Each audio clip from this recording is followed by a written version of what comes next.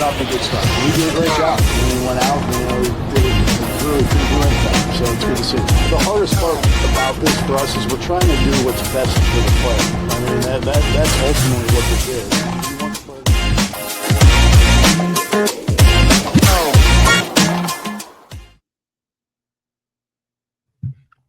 Welcome back into the Fountain Cast. I'm Preston Farr. I got Matt Chabot with me here today. How you doing, Matt? I'm doing all right. How about you? Not too bad. I feel like I think we recorded last week, but there's like so much shit that's happened in a week. We have so many things to go over. Cool, I guess. Everything's gone down, and we're recording during a bullpen day instead of Noah Cameron this time. So yeah, I think it's Daniel Lynch versus Brady Singer today. Yeah. So yeah, but I mean, plenty of moves we'll get to. We'll cover those. A lot of jack-offs last week. All these people on Twitter. That's so funny. I laugh about that every time. Yeah. Tucker's always on Twitter talking about time to jack off. So we'll get to some Caglianone talk. Maybe talk a little bit about, there's some trade talk going on finally. A lot of familiar names people are throwing around. And then we'll do our usual minor league update. So we'll get through all that. Before we kick off, I mean, Royals are 29-26, so it's kind of a down week. What are we? I think we're 3-6 in our last 10 games, maybe, or 4-6, maybe 3-7. So since losing Lugo and Reagans, I think they're 4-6 last time I checked. Yeah, 4-6 over the last 10. So it's still the offense. I mean, they have some days here or there. They've had days where they're getting like 8 or 9 hits and just no runs. They have other days where they're getting like 4 or 5 hits. So it's still an issue on offense. Yeah, it feels like they get guys on and they just can't get that big hit that they need to get the runs in. That's getting getting frustrating, to say the least. I mean, the issue is the guys getting on base are the guys that would also bring in the runs. Like the guys that aren't getting on base are the guys that are not going to bring in the runs, right? Right. So, I mean, with that, we can kind of jump into some of the news. Royals are 6 games back, but they are kind of making some shakeups in that lineup. The big news, I think, Hunter Renfroe. We can play some sad music for Hunter Renfroe. He has been designated for assignment, and I will presume will be released. Yeah, on my play a song on my tiny violin, I suppose.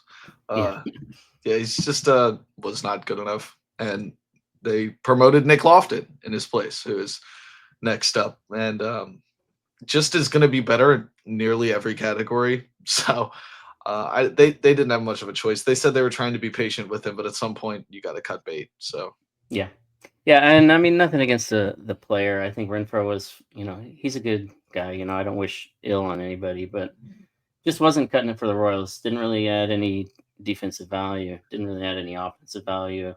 So I mean, at this point, like, no matter what Nick Lofton gives you, it's hard to imagine it would be any worse, right? Yeah, the hardest part about being a sports fan is you fall in love with a player just as a person or something like that. But at the end of the day, it is a business. You got to start winning games. You got to hit the baseball.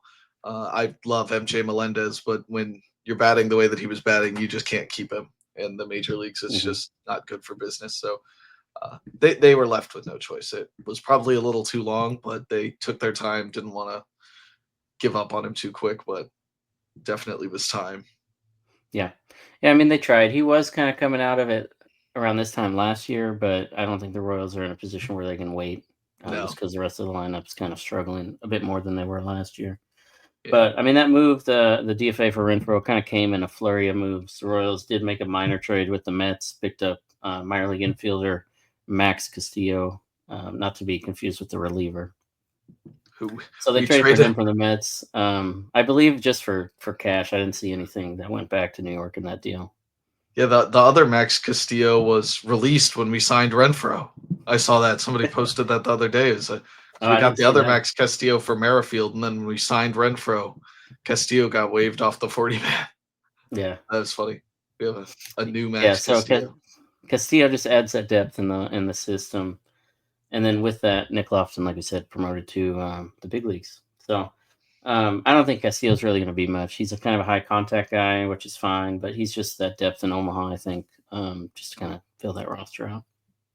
Yeah. Speaking of more depth, the Royals optioned Kevin BGO to AAA, so he'll add some depth to the Storm Chasers roster. There was like some questions about that when it happened because I think it was like on the transaction log the night before, and then they announced it the next day. From what I can gather, because Biggio had more than 5 years of service time, so he doesn't have options, so to speak. He had to agree to an option.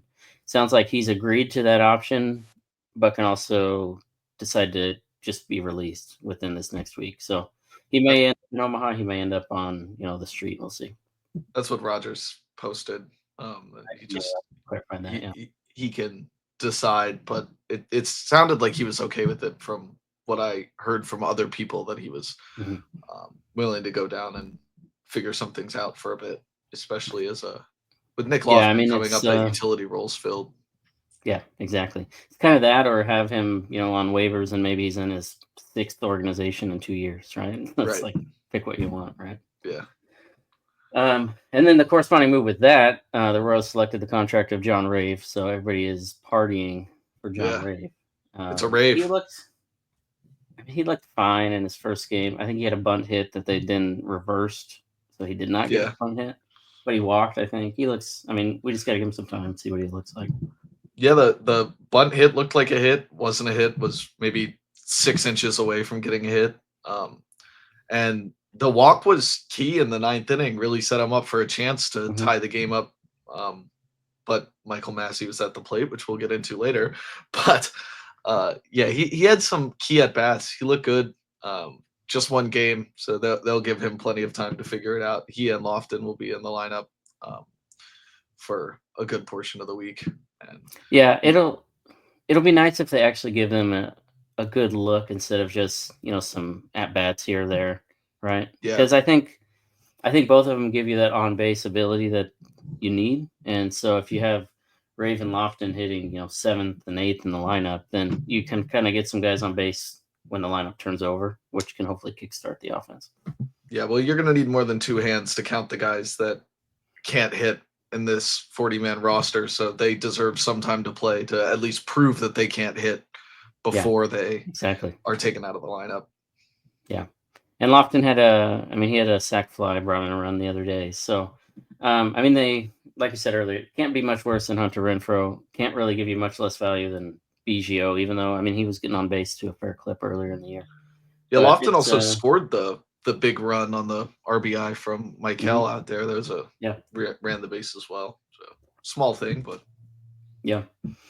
So hopefully a lengthy look. Lofton, he's been up a few times, but last time they called him up earlier this year, I don't think he played at all. So no, yeah, he seems like this time. From what Picollo said, it seems like this time they're actually planning to give him a look. So we'll see how that goes. Outside of that, there's kind of an illness going through the clubhouse. So some guys dealing with sickness, kind of shuffling in and out. Kyle Wright, he was on a rehab assignment and then he kind of had a setback. He was like having some discomfort. He's now back on rehab assignment. He looked pretty sharp for the Naturals. I think 13 pitches, 13 strikes. And I haven't heard any base runners. Yeah, I haven't heard any issues with the shoulder. So hopefully he can keep that rolling and get to Omaha before too long. Yeah, for a guy with as much spin and movement on the ball that he gets, it's throwing strikes is a good sign of his confidence, his command with the pitches. It is AA, but still being able to command it, be confident. And I like that he was willing to advocate for himself. A lot of stuff in sports of people trying to tell dudes to be tough and all that, but you want him to be healthy when he pitches. And this rotation's already very good. So take your time, get healthy, get right.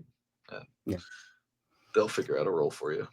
Yeah, the breaking ball looks good in that outing. I didn't really see too much of the fastball, but he's still easing back in, so we'll have to just kind of see. And then, with all that news, we've got Lofton up, Taylor Clark's back from the paternity list, we got Rave up. We'll still have 2 open 40-man spots, and that's including 2 guys on the 60-day IL. So, if Marsh comes back, he would then start to count against the 40-man. But I haven't heard of anything with Marsh being anywhere close. So. No, I haven't either. I don't think they're reserving those spots for those guys. I'm sure they'll try to keep one open for Caglianone when he's ready. And Kyle Wright's already on it. He was never put on the 60-man. Yeah, he's on the 15-day IL, so he's counting against it now. Yeah, I think the other one is MacArthur. Yeah, and I don't think he's back anytime soon either. Yeah, so I think both of those are Interesting. I looked into the MacArthur injury because I thought it was a UCL, but they repaired like a fracture apparently. So I'm not a huge medical guy, but I'm intrigued by some of it. But I don't think he'll be back for quite some time. That's a tough recovery apparently. So Yeah, I think in March, Andy Rogers was reporting that he'd be back maybe like July, yeah, and we haven't heard anything between now and then. So I didn't hear that it was a fracture. I thought I'm with you. I thought it was like some kind of tendon or UCL, yeah, something yeah. It with was the ankle. a weird. Oh, I forget the name of it, but it was a very long medical word, to say the least. But they had a surgery to repair a fracture, and he won't be back for a bit. So they're not keeping those two open for those two guys. I think Yeah. you probably save one for Caglione, and then I think they might give Devaney a look, a couple other guys. So Yeah. Well, I mean, let's get into that because it's a good segue into this next topic we have on here. Really, like, what's the next move for the Royals? We've seen Chris Stratton, he's gone. We've seen Hunter Renfroe. They've made the obvious moves that people have been calling for. So, in your mind, with those moves already made, what's next for the Royals? Like, what needs to happen next? yeah, I think there's one more obvious move left, and that's to let Michael Massey reset because he just looks lost at the plate. He's a good fielder and he's doing well at second base, but he is right now the worst hitter in baseball. He's the and worst hitter on the worst offense, yeah, it's basically. it's brutal. One Like of you them. can't afford to. They can't afford to have that right now, especially with how competitive the Central is right now and how bad the offense is already doing. You just can't have a guy that's an automatic out. Um, and so I think Devaney can come up. Caglione probably they're going to take their time. I think you don't want to rush him. And we'll show the Picollo clip later, but he already talked about how you want to bring him up to a hot team and stuff like that. So probably not right now, but I think Massey's he just has to reset. He doesn't look right at the plate at all. I don't know if there's an injury nagging with him, but um, I was earlier this year, we picked who we thought would be the most disappointing player for the Royals, and my sad, unfortunately, being right that Michael Massey has been probably the most disappointing player for the Royals thus far. Yeah. Um, hopefully he'll bounce back. I mean, it would be huge to have Michael Massey from last year. It would make a big difference to have last year's Michael Massey in this lineup, but he can't be an everyday player. I just think you gotta let him get right in Omaha where the pressure's down a little bit because he's clearly frustrated. Yeah. Yeah, I mean, something's not right. Like, if you look into the numbers, zone contact, he's still at 88%, but that's a 5% drop compared to last year. K Yeah. rate, basically the same. Walk rate, still basically nothing. So, I mean, a lot of the chase rate, he was at 39.8 last year, 40.6 this year. So, really not that different. A lot of those approach metrics and plate discipline metrics, they're all the same. But the fly ball rate is like 54%. Yeah. It's like 10% up from last year. So I don't know if that's like an effort on his part. I don't know if that's a focus, but I think he's lifting the ball too much. And there's Yeah. not enough power behind that. So it's just fly ball outs. Yeah, he's clearly frustrated. I don't know if it was last game or the game before that when he just popped out like 3 straight at bats, and all 3 of them he slams his bat into the ground. Like, Yeah. it's tough to get hits as a frustrated hitter. It's kind of reminds me of Reagan's a little bit in his last couple starts before hitting the IL, where he was so frustrated, guys were fouling him off so many times over and over again. Baseball has a big mental side to it, so it's going to be tough to be a successful hitter if you're not right.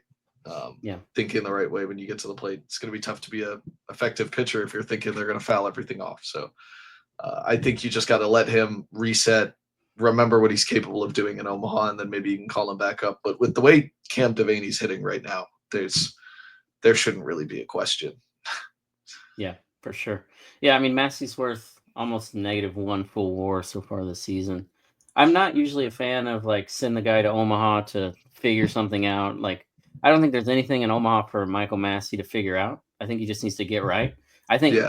that move is less about letting Massey figure something out and more about, sorry, dude, like we need our offense to hit. We're in a playoff race, even though it's May, and the Yeah. Royals just can't afford to have a 28 weighted runs created plus at second base. Yeah, we can't be having an automatic out in the 7-8 hole. And Yeah, I don't think it exactly would be to figure something out, like adjust mechanics or anything. I just think it's a mental thing. Like you just Yeah, a confidence start boost, right? see the ball come off the bat a couple times really hard, and you'll start to realize like he's just clearly in his own head right now. It really is showing, and it seems to be showing with a lot of the offensive players. Unfortunately, it really just seems like a lot of the guys are not feeling themselves, and Vinny Pasquantino found himself. That's nice, but Yeah, other guys are starting to slow down as well. So right. Yeah, so I mean, I'm with you. Sending Massey down, it just makes a lot of sense with Cam Devaney, like what you said. Devaney's like 6th in ISO among minor league hitters. The power has just been insane this year. Barrel rate, he's like 2nd among AAA hitters with at least 100 plate appearances. So it's really hard right now to find a problem with Cam Devaney's game. I think there's a little more swing and miss than you want. He's probably going to strike out a little more than you want. He'll definitely strike out more than Michael Massey, but I think you're probably going to get a lot more quality contact than you get from Massey right now as well. yeah, I mean, it's going to be tough. Similar to what we said with Renfroe earlier, like you call up Cam Devaney, it's going to be tough for him to be much worse than what Michael Massey's doing. And I don't want to say that to like be a Michael Massey hater, trash Michael Massey. He's a good player and he's been good in the past. I just think he has to get right. And he's not there yet. Yeah. They need him though. He looked good last year, Michael Massey, but it's just can't keep waiting. I don't think. No. Beyond Michael Massey, you had something about Garcia here. Tell me about Garcia. I think it's just a conversation to be had. I saw it mentioned on Locked On Royals the other day, and I've also seen it talked about just across the fan base. Some is changing up the leadoff spot and letting Michael get up there. I mean, Michael Garcia over the last, especially through May, has probably been the best hitter in the Royals lineup, and that includes Bobby Witt Jr. Bobby Witt's a great player, but he's been struggling for Bobby Witt standards recently. But Michael Garcia can't stop hitting. He was steaming hot, and looked like he's going to be that everyday third baseman that we hoped he would be last year when he was struggling. He's figured something out, and so there's a question to be had. The Royals, I think, are 5-1 in games where Garcia is the leadoff hitter, and might be worth looking into trying to move him up. Right now, he's typically sitting in the 5 hole right behind Salvi, but he's also valuable when he's on the bases. So I'm kind of 50-50 because I like the walk rate from India. India's not hitting the ball super well. His OPS isn't super high, but I don't mind having a lower OPS as long as he's getting on base in front of Bobby Witt Jr. The problem right now is really just Bobby Witt Jr. is not driving him in. And so I'm kind of on the fence about that, to be honest. Not really sure. Yeah, I mean, it's tough because, like you said, Bobby's not really hitting right now, so you're not really getting a payoff from these walks that India's giving you. Yeah. But, I mean, there's got to be something because you got Michael who's hitting. He's like lava hot fire in the 5 hole. Right. And then your 6 through 9 batters are just not doing anything. So it's just a waste. Yeah, it is. It's tough. And I don't even know that it's something that has to happen as much as just something has to happen. This lineup's terrible.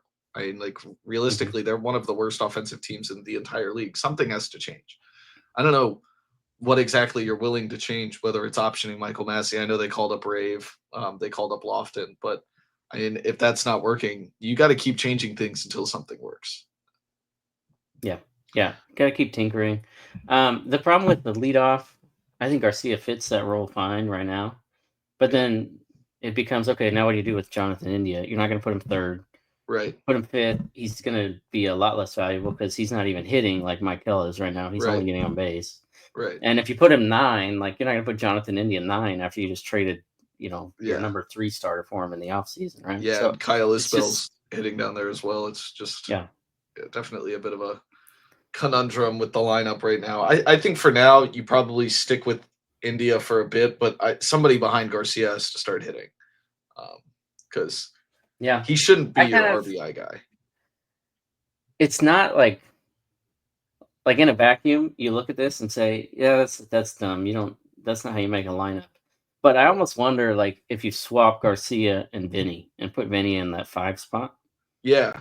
Because Michael is he's not a number 3 hitter long term, but right now, I'd rather have Bobby and Michael Garcia on base for Vinny rather Right. than, have Michael in that 5 spot. Yeah, I've also wondered maybe they could switch him and Salvi around too. Let Salvi hit 5, let Garcia hit 4. I just think somehow he's your best hitter right now. He has to be higher than 5. Yeah. I don't know. I don't have the number one answer for how to do that. It's tough to have India, Witt, Garcia, Salvi, 4 righties in a row. I think Quintero would have a hemorrhage if he tried that. But Yeah. yeah. So they'll find a way to work through that, I'm sure. But he's just hitting too well to have that low. I feel like just a weird situation to be in, considering how last offseason we were like, we need a new leadoff hitter. Cannot be Michael Garcia. Yeah. And now we're like, wait a minute. Put him back. Yeah, right. Refund. Yeah. I mean, hopefully he keeps hitting. Vinny, like we said, he's starting to come out of it. So hopefully that keeps happening. It's not a knock on Vinny Pasquantino because I really like Vinny Pasquantino. I don't even remember what it was. There was some really ridiculous Vinny trade that I saw last week. It's like, no, we're not. We would hang We're up not the getting rid of phone. him. But I just don't think he's a number 3 hitter. Right now, Yeah. I don't think he's a number 3 hitter next year. He's a good hitter. He's probably better as like a 5 or a 6. Yeah. Definitely is best in a position. I mean, even as a 4 or a 5, he's just best in a position where there's a runner on base on third or scoring position. With the bases empty, like, again, not trying to hate Vinny, but kind of worthless with the bases empty. You hit a solo shot, whatever, and then he gets on base. He's not super great as a base runner. He's an RBI guy. He drives in runs. He'll hit a sac fly when you need a sac fly. Every now and then he'll get you a single when you need to drive somebody in. But outside of that, the numbers aren't all that great. But he's been heating up recently. They just got to get guys on for him. Bobby's not getting on. India's walking some, but just a bit of an offensive. It's a conundrum. Yeah. And I don't have another word for it. There's really no answers until they get these guys, swapped out and they tinker enough to see who's actually going to hit. So Yeah. Cam Devaney, I think he's the next up. We'll talk about Jac Caglianone later on. I don't think it'll be that much longer for him. Yeah, and then it becomes a question of, okay, where do you put rookie Jac Caglianone in your lineup? Do you put him at the bottom? Do you put him in the middle? And that'll be a whole nother question. Yeah.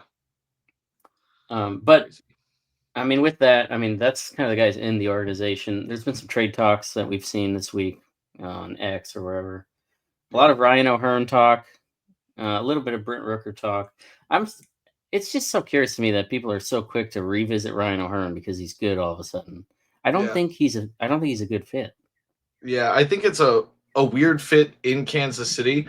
And if it was like Ryan O'Hearn is a free agent signing a $5 million deal, I'd be all here for it. But you have to give up stuff for Ryan O'Hearn. And you're going to have to give up a good amount of stuff. He is a productive hitter this year.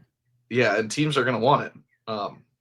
And I think when you're looking at the trade market, you don't really go, well, that could work, and then trade for somebody. I think it's really like that guy is who we need. We need this type of a player. I just think there are better options. I think there's better options in a variety of places. I mention all the time on here that I live in the DMV area, so I know how Orioles fans are talking about Ryan O'Hearn. But I think right across the way, you go to Washington, D.C., where there's a outfield overload happening with James Wood and Dylan Cruz are going to be playing there. And Jacob Young is a superstar defensive player in center field. Not much more than that, just really good defensively. But then they got Robert Hassel, who they just called up. You got Dalen Lyle, who's coming up. Alex Call is hitting pretty well over there. So I would rather look across the way in Maryland, stay away from the Ryan O'Hearn. I see it. I get it. Lefty power. I know people want power, but the Royals don't typically win with power. And is he really going to hit that much home runs in Kansas City? We've seen what he does in Kansas City. Who's to say he doesn't revert back to what he was doing before in Kansas City? You get him for 1 year.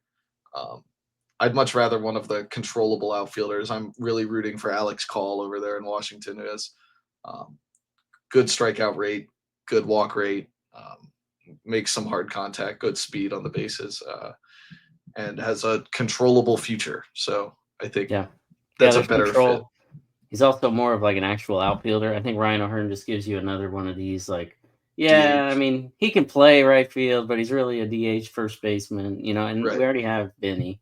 We already have Jack on the way. Like, Vinny's not going to play right field, obviously, but I think Jac Caglianone's probably going to be at worst, probably about a Ryan O'Hearn defender and right.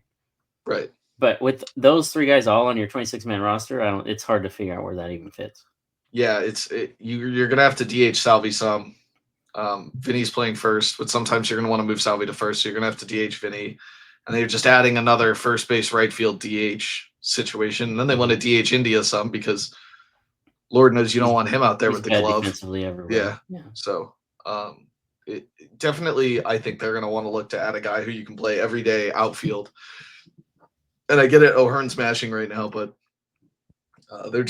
there are better options who can also field, have more control, and I'd be willing to trade more for.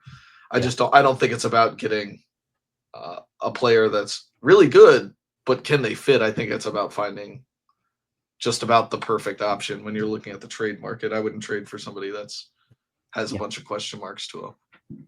Yeah.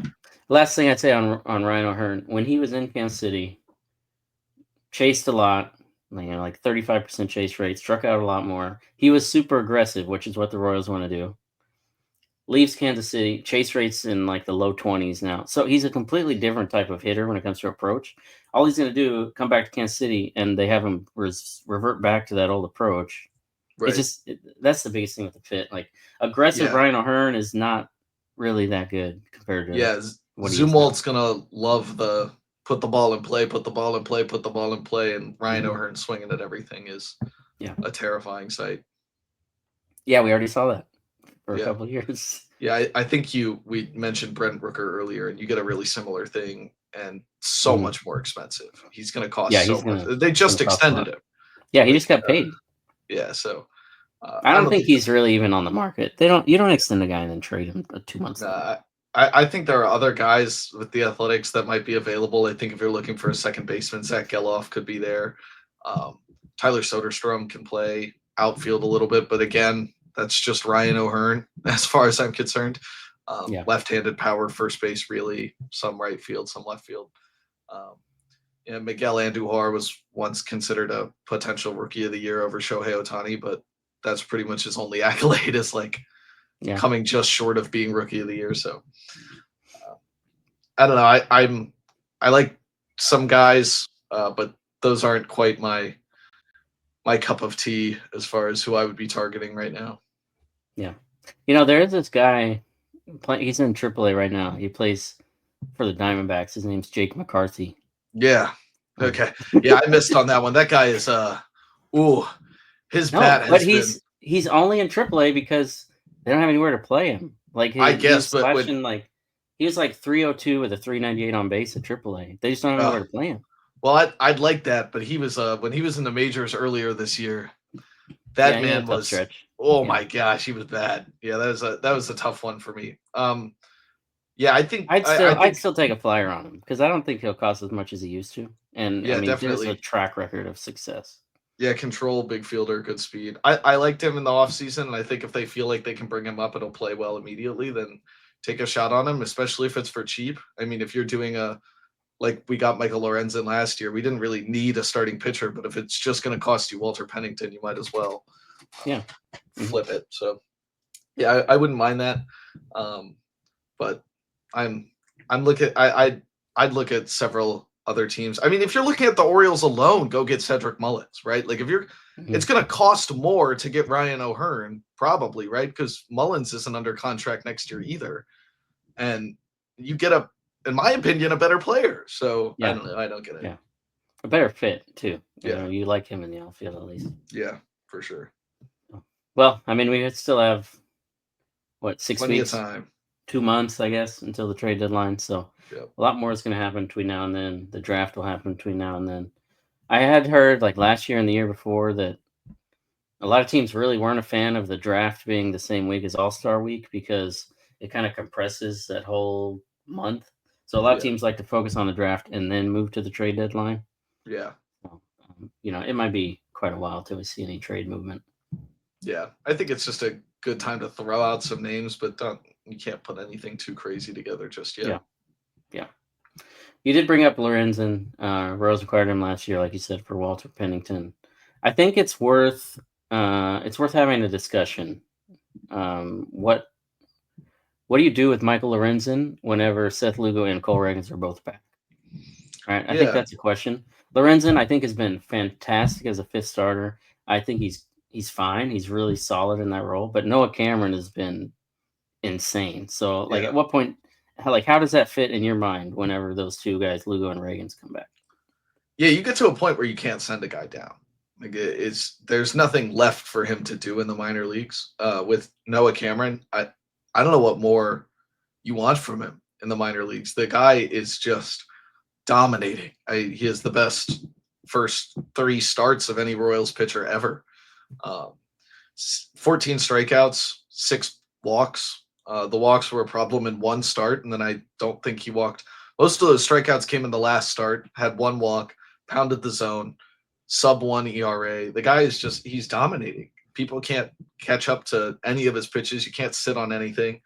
And Lorenzen's been okay. Like, Lorenzen's a fifth starter. He gives you fifth starter things. He comes out and struggles sometimes. He'll eat innings sometimes, but similarly, pounds of the zone, 52 strikeouts, 19 walks.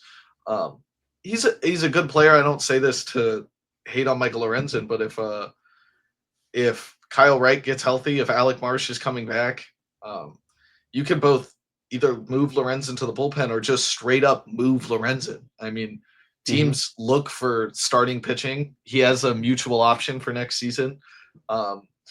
If teams are able to work out an extension or something like that in the offseason, even if you just have a young pitching core, I think a team like the Orioles or even the Nationals, who are looking for those starters to help mold some young arms, they could look for a player like Michael Lorenzen and a deal for somebody like Alex Call or Cedric Mullins. But I think you've almost at this point, I'd say you've reached the point where you can't send Noah Cameron back down. He's just been too good. And he's not a reliever. I mean, Lorenzen's more of a reliever than Cameron is. You can't put him in the bullpen. So, I think when those two guys come back, you find a way to keep Cameron in your rotation because he's just been too good. Yeah. I mean, he's forcing the issue. I mean, who knows? He could have 2 blow-up starts between now and when they come back, and that's a different conversation. But, I mean, he's walked 6 guys in 19 innings, which seems like a lot, but 5 were in that first start, and it was a really shitty strike zone. So, I'm with you. I think maybe you kind of dangle Lorenzen out there if Marsh and Wright can, get back healthy.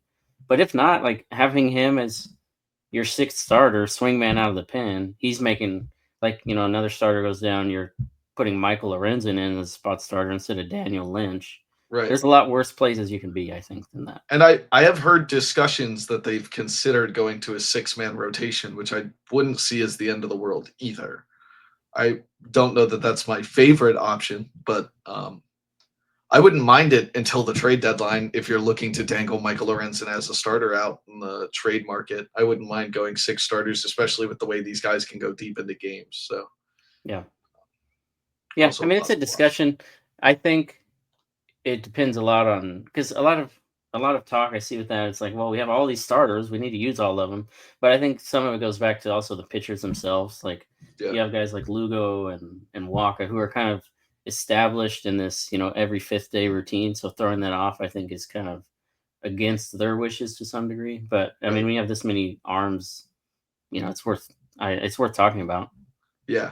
I think the only major benefit you would get is, especially with Cole Reagans, who's been going super deep into counts and stuff, throwing strikeouts, give him an extra day off to rest so he doesn't face that injury again, because he's already had 3 struggles this year. So I think you can try to keep guys healthier that way. But regardless, I think the bottom line is right now Noah Cameron can't be sent back down to Omaha with the way he's playing. Yep. Agreed. He looks good. Well, I mean, with that, I think the Royals are navigating being without their best 2 starters pretty well. I mean, I guess Chris Bubich is probably your number 2 at this point, but I mean, entering the season, Reagans and Lugo were your 1 and 2. They're without both of them, and they're still kind of hanging on. So it's been a bit of a skew, but it doesn't really concern me when you put all that in context. I think they'll come out of it. Yeah, when you look at it, if you had said before the season that you're going to lose Seth Lugo and Cole Reagans for 2 games, and Alec Marsh is going to be on the IL, so your depth pitcher is Noah Cameron and the bullpen, and you said you're going to go 4-6 against division rivals and like solid teams, I would be like, oh, okay, great. So, and games they should have won. I mean, they should have a winning record through that period. They walked off twice to Ty France and the Clemens kid. Come on. Like it's disappointing, but I mean, there's a real chance they should be 7-3, 6-4, whatever. So they're playing well. They just got to score. The problem isn't the pitching. I mean, if you ask any team if they want this pitching rotation, they'd say yes. So just got to start hitting. Yep, for sure. Well, with that, let's transition a little bit to the minor leagues. A good amount of news here as well in just a week. Yeah. We had some promotions. Frank Mazzucato, he's moving up to Northwest Arkansas. Shane Panzini as well, we learned today, is moving up to AA. And he's looked good this season, yeah. Shane Panzini. There was a time where he was like not even a starter anymore, pitching out of bullpen, like, yeah, that guy's not a prospect anymore. But he looks, I think his strikeout rate's like 35% this season. So he's kind of a guy to keep an eye on. Looks good. Henry Williams, another guy, looked really sharp this year with the Naturals. He's been promoted to AAA Omaha. That kind of comes with some unfortunate news. Luinder Avila's moved to the injured list. I don't know what the injury is. I haven't heard that quite yet, but hopefully he'll be back pretty soon. Yeah, that's a tough one for a team needing pitching depth. There was a hope that. Yeah, they had him make the whole West Coast trip to San Francisco and then didn't even let him make a debut. That was kind of. Yeah, I know. He's just sitting in his hotel room watching the game. Yeah. Poor guy. Yeah. But other than that, other injury news, Austin Charles was reinstated from the injured list today, so he'll head to Quad Cities. Blake Mitchell was working in Arizona on a rehab stint, but had a little bit of a setback with that fractured hamate bone from the spring. So he's now kind of backed off of that rehab stint, and they're just kind of taking their time. So we'll see what comes next. Yeah, it's a sensitive injury for hitters. We talked about it earlier this year, that it's a tough one to get back from, and you really have to feel 100% at the plate. And it's similar to Michael Massey before. You have to be mentally right at the plate if you want to be successful, and he's not going to be there if he's not feeling right. So you got to make sure he's 100% before he gets out there. And that is an injury that's a really sensitive one, similar to like the oblique area where you just have to make sure that you're 100% before you even start, because a setback is a major setback. So yeah, the hope is he'll be back soon though. And then we buried the lead here a little bit purposely. Jac Caglianone, he's moved up to AAA Omaha as well. Don't know if you heard.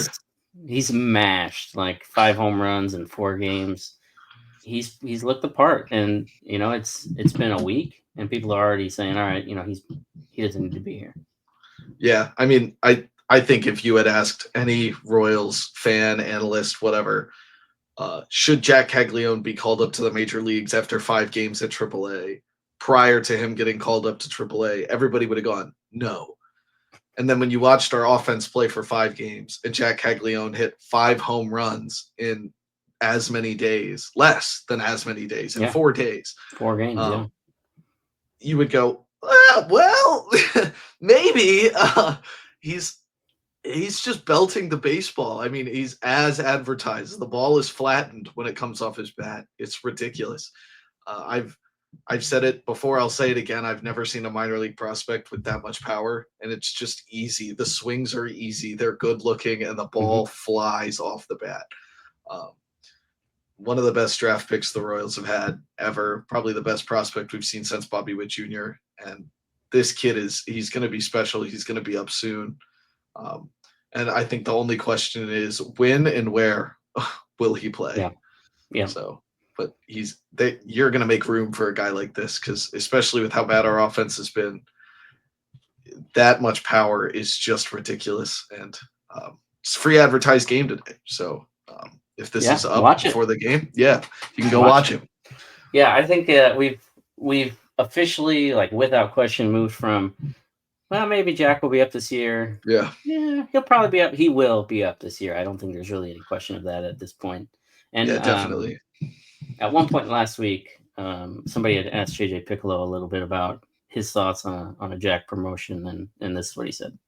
How far he hits him, how hard he hits him, that's not too surprising. That's been his track record for a number of years. So I'm just glad that he got off to a good start. He did a great job. I mean, he went out, he did it. He really couldn't do any better. So it's good to see. The hardest part about this for us is we're trying to do what's best for the player. I mean, that's ultimately what this is. You want the player to be as prepared as he can when he comes to the major leagues. It's not fair to any player, whether it's Jac Caglianone or whoever. When a team maybe scuffling offensively to try to put it on him and hope he's going to come save the day. The best way to break any player into the major leagues is to try to bring him up when the team's hot, offensively scoring some runs. Bring him up when the team is hot. How long is that going to take, Matt? Yeah, forever. The team is not hot. The team hasn't been hot all year. Good luck, JJ. Jac Caglianone is hot. Yeah. I don't know what to tell you. The kid is mashing the baseball. I mean, he's saying, he's hit the ball hard. We hit the ball far. We all knew that. I don't know that you knew he was going to hit the ball this hard, this far. And like you said, we came into spring training this year like a 50-50. Do you give him a year in the minor leagues? And he started out the first week in Northwest Arkansas, striking out some. We were like, maybe he will have to take a year. And then a week later, we were all like, Superman. That's Superman. We need him. He is going to be a heck of a player. And if they're going to wait until the offense gets hot, it might be 2030 before Jac Caglianone is in a Royals uniform. So yeah, you got to be quicker. Yeah, that point was it was definitely a contentious one among some Royals fans on X. I understand and I agree to a point with what JJ's saying, right? You don't want to bring a guy up. And this is what I said earlier this season. I talked about Nick Kurtz. You don't want to bring a guy up and, all right, this guy's up because we need him to save our offense. Yeah. And that's kind of what JJ was starting with there. And I say Nick Kurtz, he's actually hitting pretty well now, but he came up and he struggled right away. So if you're bringing a guy up and saying, we need this guy to save our offense because we can't go trade for a middle of the order bat, and then he struggles, now what, right? Yeah. The point is valid. Yeah, I think to a point, you don't want to have him come up and be like the savior. But also, if you want to wait till the offense is clicking, you might be waiting all season, and he might be what you need in that 6th spot or 7th spot to get your offense clicking. You're not putting it all on his shoulders, but he's just a piece of that puzzle. Yeah, JJ's absolutely right that it's best for a prospect to come up when the offense is clicking, but it's not a necessity. It's not the only way that you can call up a prospect. You can call him up when the team is struggling if he's just that good. And Jac Caglianone might reach a point where he's just that good. You don't have a choice. But he's absolutely right. That's the best way to get a prospect to seamlessly fit in when you don't put too much on them and they can just come up and get a feel for everything first. It's a tough jump from AAA to the major leagues. But at some point, you just got to say, all right, he's too good. He's got to play. And we're going to get to that point with Jac Caglianone pretty soon here. Yeah, if we're not there already. I mean, there was Bobby Witt Jr. He was obviously the best prospect before Cags, but we never had this, maybe a little bit the year prior, but he started the year with the team on the opening day roster. So we didn't really have these same kind of conversations where it's like, well, when do you call him up? When do you call him up?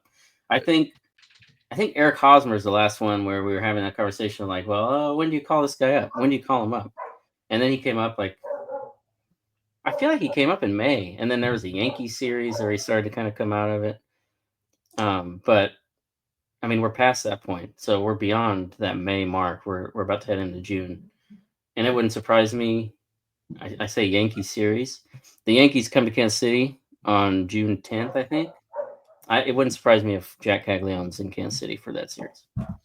Yeah, I think that's early June is a real possibility. I mean, if he keeps hitting the baseball the way he's been hitting a baseball, 1 home run every game, you can't wait much longer than that. The guy is just electric at the plate. And I know Bobby Witt, when he got called up, they had a similar question that was like, well, where are you going to play him? And then they started playing him at third, and then Mondesi got hurt, and then Bobby Witt took over at shortstop, and then Mondesi never played with the Royals ever again.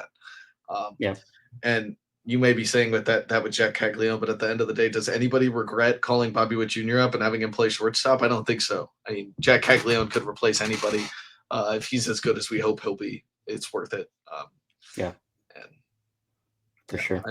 I don't think there's a direct timeline that you have to have him up by, and I don't think you have to wait till the offense is clicking. I don't think anything specific has to happen. There are ideals, but Jac Caglianone's going to be a Royal very soon. Yeah. The only other piece that I don't even think it matters, but there is Super 2 eligibility that matters a little bit to a degree. Basically what Super 2 means is what they do each year is they take all players with between 2 and 3 years of service time. So more than 2, less than 3. And they take the top 22% of that service time, and those players then get an extra year of arbitration. So Eric Hosmer, he had 4 years of arb, not 3.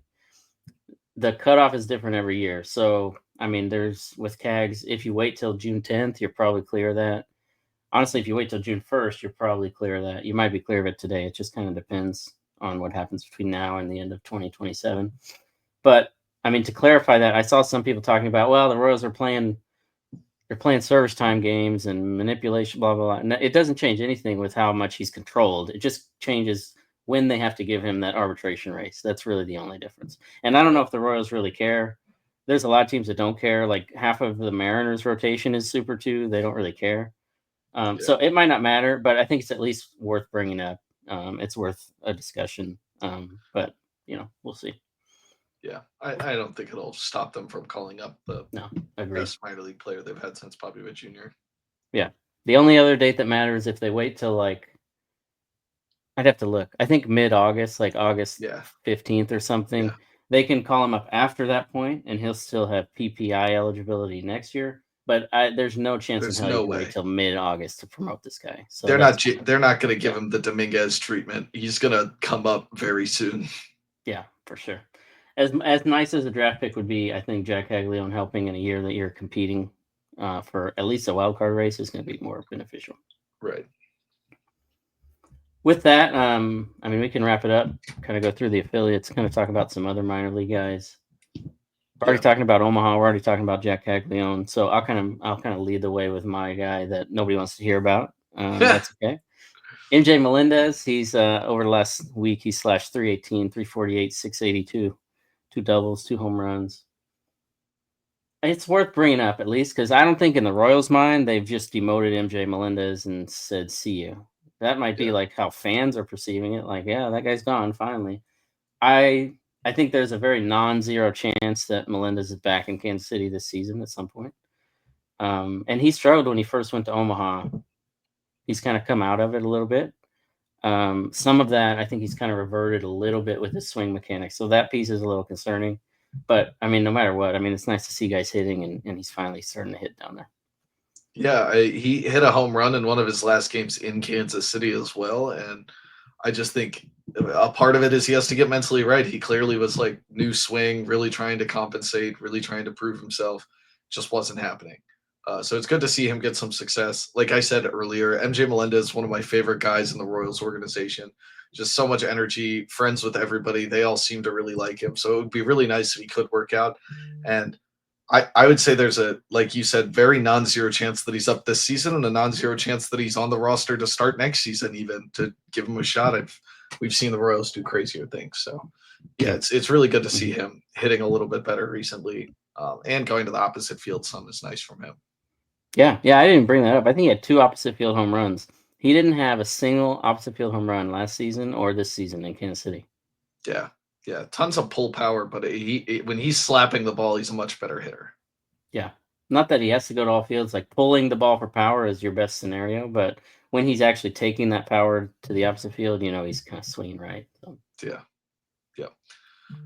The guy that I did is a guy who might be kind of under the radar for some people, but definitely not to the Royals organization. Nate Ackenhausen is at 5 innings pitched in Omaha so far, no earned runs and 7 strikeouts.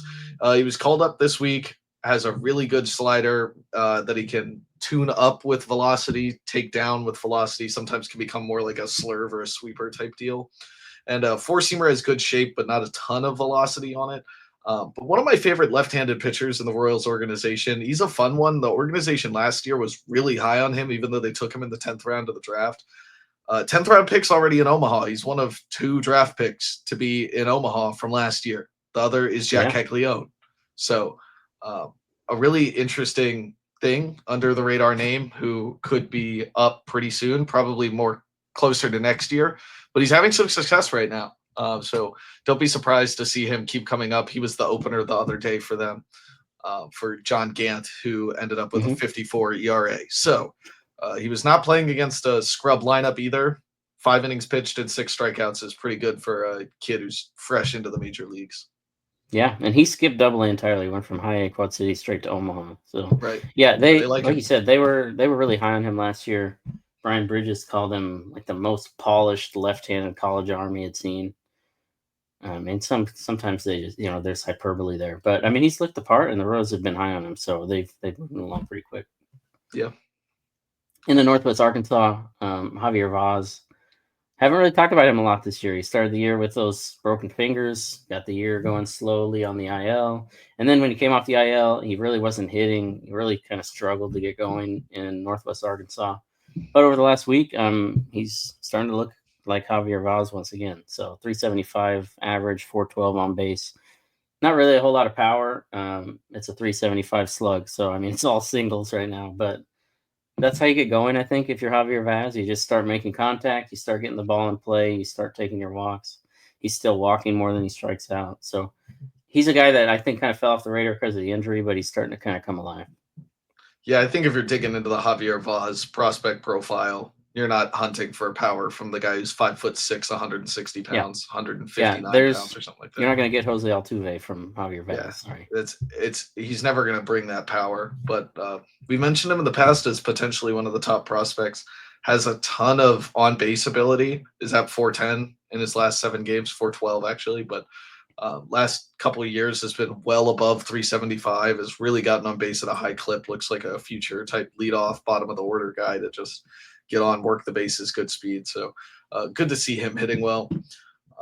My guy from Northwest Arkansas is Brandon Johnson, another kind of the under the radar pitcher, but did not allow a single run so far in May. He actually was called up to Omaha today in that flurry of moves as they sent Avila down. He has a 0.5 whip, 12 strikeouts, 2 walks, and just 10 innings pitched. So 12 over 2, 6 strikeout to walk ratio is really high for a guy like that. 10 innings pitched, nice from him. So good showing from him in Northwest Arkansas. We'll see what he's got at Omaha, but could be a serviceable reliever down the line. Yeah, he was really sharp. He's a relief arm, like you said, but the Royals just have like pitchers coming out of nowhere at this point, and he's just another example of that. Yeah, I've had a couple of them that I've looked at, and I'm like, I recognize the name, but when on earth were you drafted? And I'm like, 17th round pick in 2014. What is happening? I'm like so confused. I'm like, this guy was 12 when we won the World Series. What's going on? Yeah, it's a lot of late round guys. Quad Cities, you have another late round guy. Tell me about Josh Hansel. Yeah, big dude, 6'6", really good. Just intangible stuff. Has no runs allowed in his last 5 inning start, 6 strikeouts, 1 hit. Not a ton of crazy stuff happening down at Quad Cities, really. So it's tough to kind of find a super standout type of guy. But Hansel had a 5 inning start the other day that looked really good. 6 strikeouts. Had a couple of walks still, but you kind of expect that from the bigger pitchers that are throwing hard, throwing a lot of stuff. So not the best command, but the stuff was good with, again, 6 strikeouts, only allowed 1 hit. So a good start from him. Good showing. Yeah, I did an interview with him last year. He's a good guy. Like you said, the stuff isn't going to blow you away. But, I mean, he's just a late round guy who's kind of outperforming that draft stock. Maybe other organizations have the same thing, and they have these minor league relievers that don't reach the big leagues. I don't know. I don't follow the systems close enough. Yeah. But without knowing like how other teams do it, just seems crazy the Royals have so many of these late round arms that aren't just like nothing or depth guys. Like, I don't know if any of these guys are going to change life in the big leagues, But I could see a lot of these late round guys at least pitching in the big leagues. Right. Yeah. What's the harm in having him pitch a half a season even? Like they can provide some depth down the line, to say the least. Yeah. And if you have that coming from the 15th round, you don't have to pay for it. So right. You don't have to pay for Chris Stratton. Right. My guy for Quad Cities, Carson Roccaforte. He's really struggled again this year, same as he did last year, to hit for average.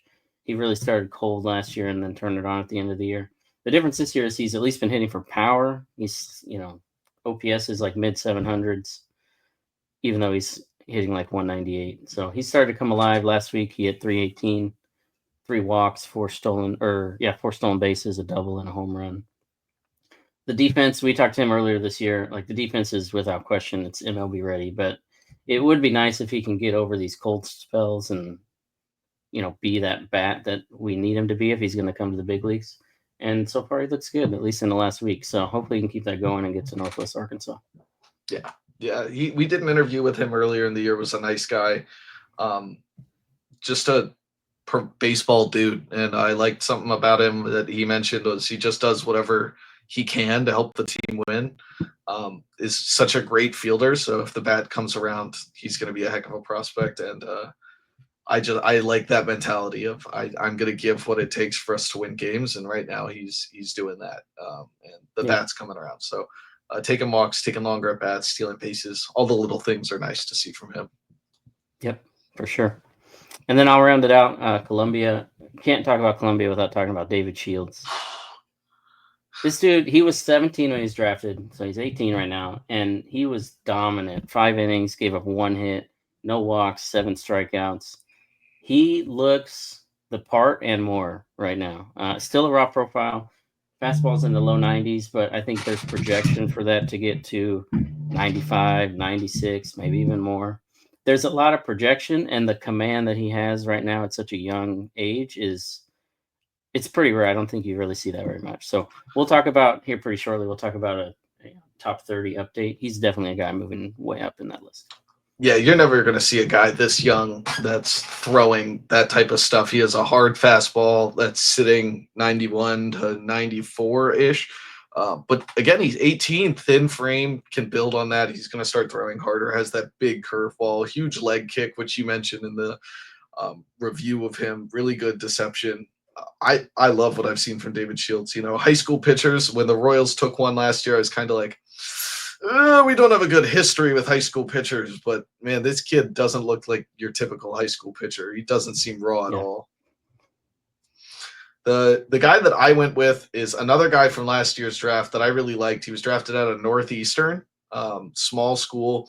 Dennis Colleran, he's a 10.2 innings pitched over the last 30 days, 16 strikeouts and only 2 earned runs. Still struggling a little bit with walks, but his stuff is impressive. He has a firm slider and splitter that he mixes in with a 98-ish fastball.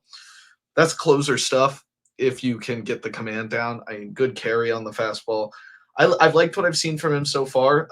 Also, fun fact, I posted about him the other day, and his family member followed me. So I'm getting a weird amount of those, actually. It's like the 5th person to do that. So I'm pretty sure it's his sister is a pitcher over at Boston College on their softball team. I looked into that for a little bit because I was so confused. His mom and his sister followed me out of nowhere, and I was like, what's happening? When you post, you see the last name pop up. I'm like, what's going on? Yeah, right.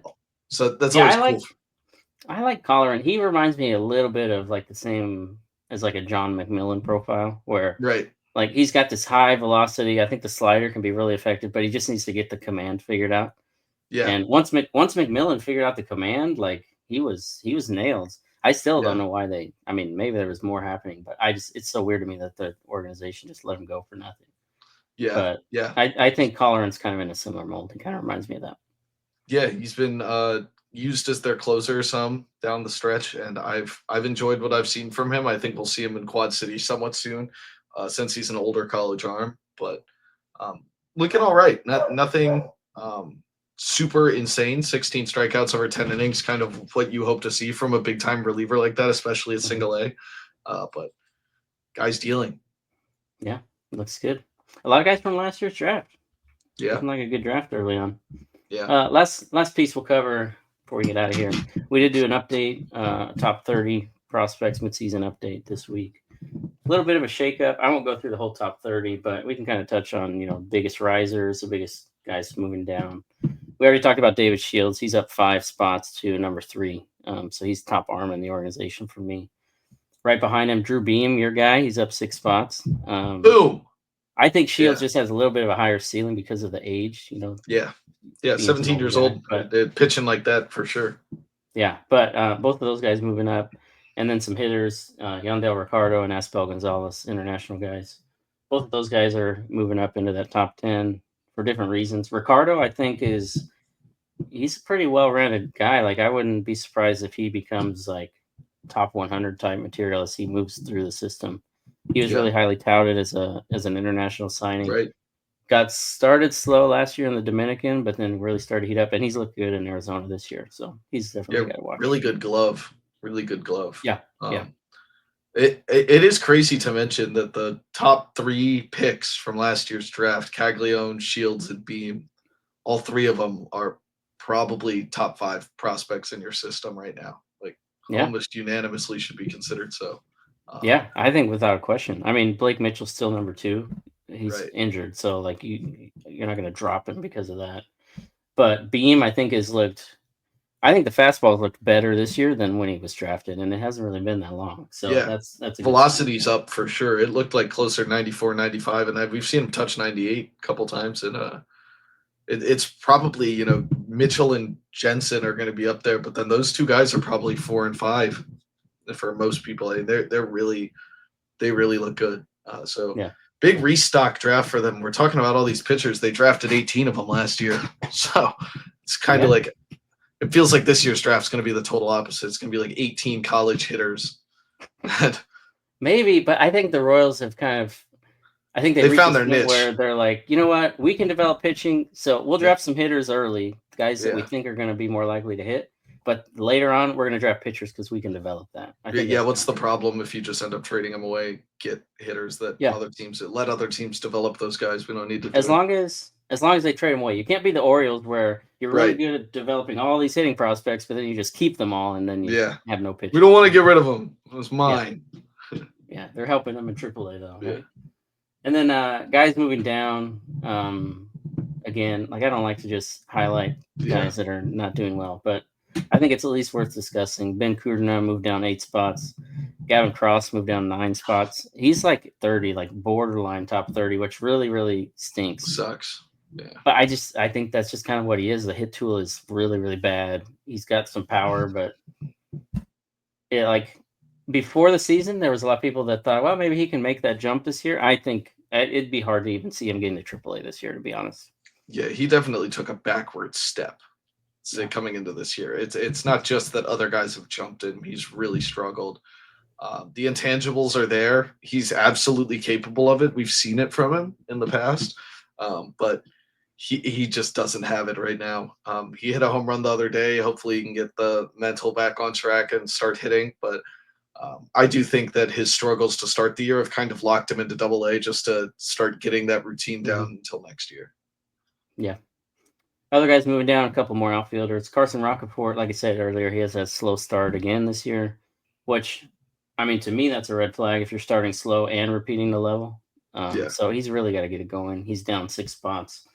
And then Spencer Nivens, he's down 9 spots. He's at least trying a new level. He's at AA for the first time, but he has really not looked the part. Last year he started slow as well, but he had the hamstring injury. So not what you want to see from a – what's that? He skyrocketed at the end of last year. Yeah, he was insane. He had 13 home runs in August, I think. Yeah, so maybe he'll do it again. We'll see. Yeah, but not what you want to see from an organization that needs outfield help at the big league level. All these outfield prospects kind of sinking down. Yeah, and just hitting prospects in general. I mean, it's the pitchers are just so good. I mean, we're going to see a lot of them leave at the trade deadline. That'll be interesting to see which ones they're willing to part with. But yeah, we need another draft to really get a more clear idea. But I'm just trying to decipher, like, the biggest question for me right now is, do the Royals have a hitting development problem? Like, obviously Jac Caglianone, he's money, but he was going to be money. I think there's just prospect. They didn't have to do much to that. Exactly.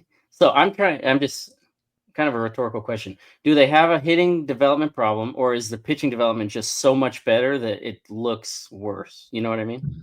Yeah, weirdly, I think it's a mix of both. They have not ever really. I mean, Bobby Witt Jr. was a really well developed hitter. Maikel Garcia has been pretty good. Vinny was pretty quick to get to the major leagues. Like, didn't feel like they had to do a ton to him. But the pitching, it just doesn't feel like they ever miss with these guys. Like it's weird to say, but since those big first round picks, ever since they hired Brian Sweeney, brought in the new staff, they aren't missing on pitchers. It's just every single time they bring in a pitcher, you're like, how did they make Mazzucato this good? Yeah, like he struggled in his first outing, but I mean, instantly better. Like they brought in Cole Reagans and his velocity jumped, and now he's the strikeout king of baseball. Like it's some crazy stuff from the organization developing pitchers. I think that's absolutely, the Royals might be the best in baseball at developing pitchers, but I also think they really are struggling to develop hitters. So it's like they swapped Cal Eldred. They like did some satanic magic to get rid of add pitching development, and then they would sacrifice their hitting development. Well, either way, they're going to need to figure that out. We need more hitters to come up from the system because you can't just rely on free agency and the trade deadline every year, as we see. Yep. All right. With that, let's wrap it up with hats off. Yeah, hats off. I'm doing another University of Maryland basketball hats off. University of Maryland basketball, after making the Sweet 16, lost all 15 scholarship players on their team. Roster hit 0. We did not have a basketball team, literally. Or a head coach for a point, right? Exactly. Or an athletic director. Lost the athletic director, head coach, and the whole roster. So something I saw a bunch of Kansas fans on Twitter talking about, like, we don't have a roster going into next year. I don't want to hear it. I don't want to hear any of it from anybody. We had 0 players. It was absurd. Buzz Williams has filled the roster with 15 guys, about 6 or 7 transfer 4-star recruits, landed the 4th highest freshman in the history of Maryland basketball with Darius Adams. Super cool. Just super cool to see the program rebuilt so quickly. Who's to say that they'll be super successful, but they feel like a team that'll qualify for the tournament.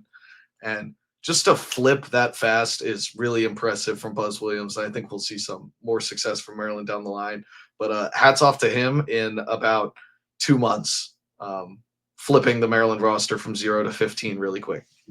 Yeah, that's nuts, because losing like a head coach and an AD and all that, like that can really tank schools for years. So yeah, I mean, you lose all of your scouting, all the players you scouted. They a bunch of them. We had the Christian Jeffrey, who was one of the top local recruits from Mount Zion Prep. He and his friend who went to Mount Zion Prep both bounced to Villanova, and it was like, oh, we lost we're screwed. Yeah, we're in some big trouble. But yeah, he really recovered well. I'm very impressed with the way Buzz was able to bounce back like that. For my hats off, I'm just gonna say hats off to the Nicky Lopez cult. Yeah, that's what I'm gonna say, because he was DFA last week, I think, and I posted something. I was like, remember when everybody lost their mind that we traded him for nothing?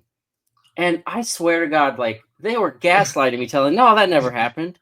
Yeah, yes, it fucking did. People were so pissed. Why would you give up Nicky Lopez for Taylor Hearn? And both of them are nothings. They're not going to change your roster. Nicky Lopez, beyond that, though, it's just, it literally is like a cult. This dude is one of the worst hitters in franchise history, had one good season, and he has, the weirdest following for a player like that. So, hats off to them for whatever reason that they like Nicky Lopez so much. It is impressive to watch you sometimes just, have guys trying to sizzle you in the comments section. There's that one Nicky Lopez fan account that is everywhere. Why do you still have a Nicky Lopez fan account in 2025? I know, and he's not rostered. The dude was DFA'd from the White Sox. What the Rockies don't want him. They picked up oh my gosh, Arias. They picked up Arias instead. They needed a shortstop, so they went and got oh my gosh. Yeah, it is quite funny. Some of the followings people have out there on Twitter, but they were on you when you posted that. That was really funny. Yeah, people were mad when we got rid of him. That was when they traded away Soler and all those dudes. And people were like, "Why we get rid of Nicky? We want defense first, second baseman." Yeah, right. No thanks. It was just crazy to me. So yeah, hats off to those guys. I honestly, sincerely hope that we never have to talk about Nicky Lopez ever again. Yeah. I'm sure he's a nice guy. I couldn't tell you because he blocked me on Twitter when I made an article about I think it was titled "It's Time to Be Honest About Nicky Lopez," and then the whole article was about how his one good season was just bullshit and he's never going to be that player again. And then I think he blocked me after that. So, I'm sure he's a nice guy, but I couldn't tell you.